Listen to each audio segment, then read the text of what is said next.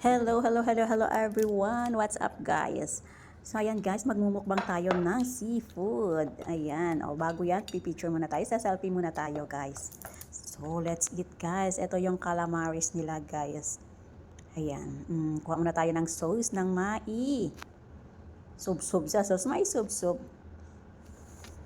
Ayan, ang sarap niya guys pag may sauce siya. Sharp. So ayan guys, kaya kami nagkaroon ng seafood ngayon kasi yung order ng amo ko is seafood, hindi kami nagluto today. Tapos guys, hindi sila kumakain nito guys, nitong ano ba to, alimango, alimasag. Ano ba tawag nito, alimango. Hindi sila kumakain nito guys, at saka itong malaking shrimp guys, sa Pisaya, palukon, ayaw nilang kumain. So ang pagkakaluto nga pala nitong malaking shrimp guys is, tinanggal muna nila yung tinanggal muna nila yung laman guys, tapos niluto nila ulit, nilagyan nila ng sauce, tapos ibinalik dun sa niya guys, dun sa skin ng shrimp guys. Ang ganda, parang decoration ganon. Actually guys, may kasama akong kumakain dito guys. Si Rowena yung kasama ko dito sa bahay. Pero ayaw niyang magpa-video. Ayaw niyang sumama guys. Kanina naman kami. May mukbang din kaming dalawa.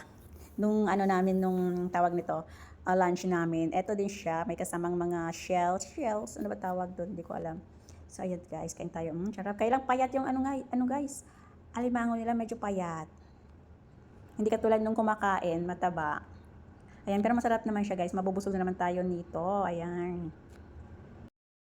Update ko nga pala dito sa aking channel guys. Kung nakikita nyo ngayon pala ako nag-upload ulit, pero lagi akong naka-live. Everyday akong nagla-live kahit walang viewers guys. Kasi guys, alam nyo bang navayo tayo? Navayo tayo sa mga reuse content. Ayan.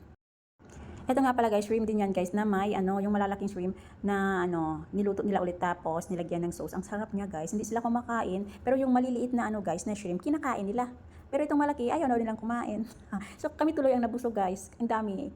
Ang daming tsaka may mga pa yon, yung mga tawag nun, mga shells nila guys, kinain din namin kasi ayaw nila, hindi sila kumakain.